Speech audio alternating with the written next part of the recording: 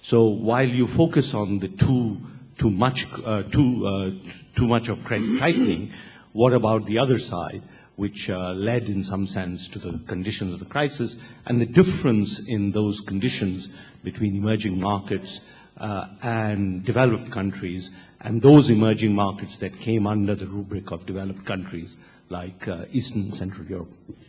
So we let Guillermo answer these three questions, and then we go to the next round of questions. So okay. Assimilate. Thank you very much for the questions.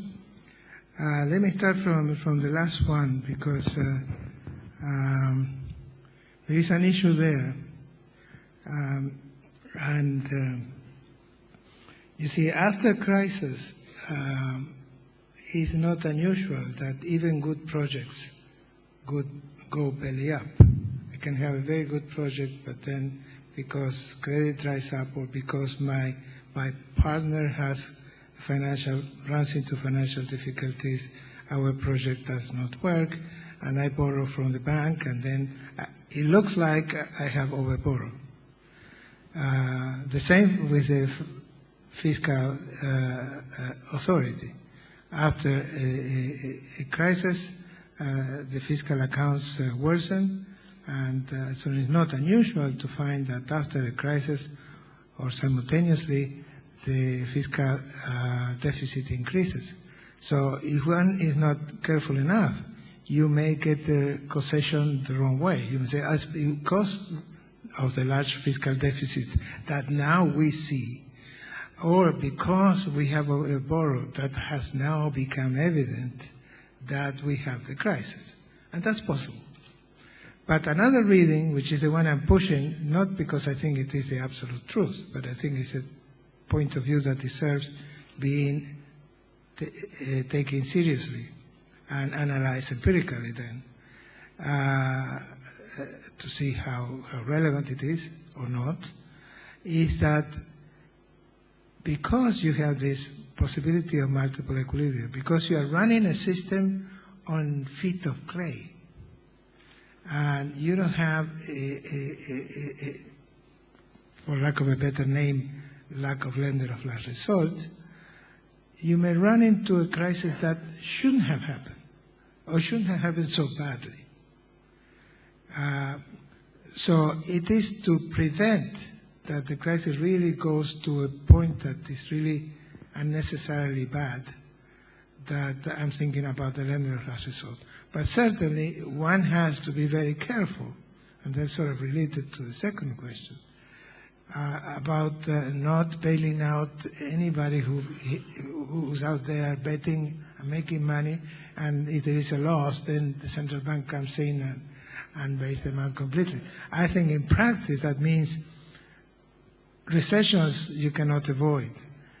Being hit by output being hit, or growth having falling sharply, all of that, those are things that we have to learn how to live with, most likely. I don't want the lender of last resort to keep us on nirvana all the time. I don't think that's going to work.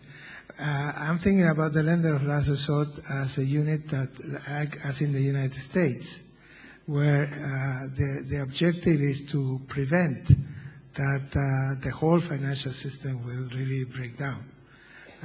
For the U.S., for the North, we have those. For the South, we didn't. If you remember, in 1998, particularly in Latin America, these countries run current account deficits, the level of reserves was limited, and in the case of Argentina, particularly, the IMF decided to let it go. So it was left without the lender of last resort. Under those circumstances, the pain was very large. I mean, output fell by 20% in Argentina. So those are the situations that I think we would like to prevent. Output falling by 3-4%, well, it's bad, but maybe we won't be able to do much about it. So my point is rather for these big changes.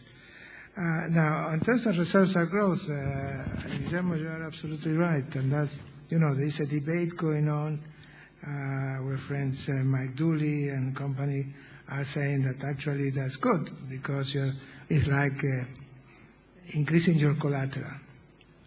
So by doing that, you have foreigners coming in and investing in your country because you pledge your collateral in New York, that sort of thing. I don't fully believe in their take of the story, but there may be a point there.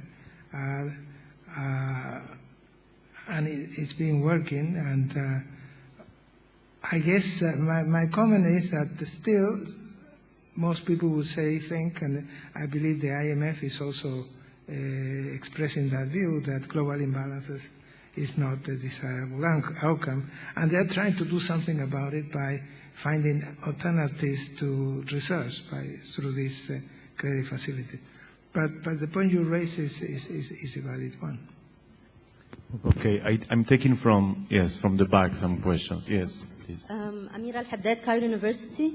It's a side point. You had mentioned that countries should make international reserves available to the export sector. Well, in Egypt, for instance, it's just a small case study. In Egypt, it has scaled up its export subsidy through the Export Development Fund, and there is evidence that exporting firms are turning to the domestic market because of the global slowdown. So they're driving domestic firms out of the market, which is in turn creating a structural change. In the end, making the net effect, I'm not sure this is a good thing or a bad thing. Employment and output on the net has remained the same, and it's only some firms are going out of the market and the exporting firms are cross-subsidizing, and so making a benefit that probably is not so much based on being more efficient. Thank you. A second question? Yep. Yeah, very interesting presentation, Guillermo, but I missed the word bubble. I didn't see the word bubble, burbuja, in your presentation, and I wonder why. The other question I have is that you didn't talk about the USA macro disequilibrium, the sharp macro disequilibrium that the US economy has. What type of macro theory explains how they can get by, I'm coming from a Latin American country, with those huge external and internal disequilibrium? I mean, in our countries, a finance minister, a central bank president would go out of work quite soon.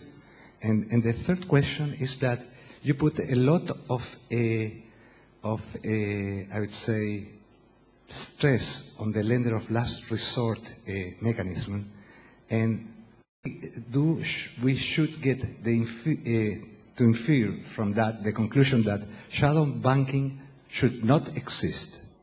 And the second one is that big banks cannot fail. Do you agree with that? So a third question in this round. Thank you very much, Jana Matasova from this country. Thank you very much, Professor Calvo, for your very inspiring presentation, a lecture. I would like to touch on what you actually mentioned towards your previous set of answers, that is the international reserves. If you think about the need for perhaps a new growth theory, a new development model, new growth model, new development model, as part of the new transmission mechanism, certainly we would need to think not only about migration, maybe as important element, but certainly also on the currency of the international reserves. What are your thoughts in this direction? Thank you.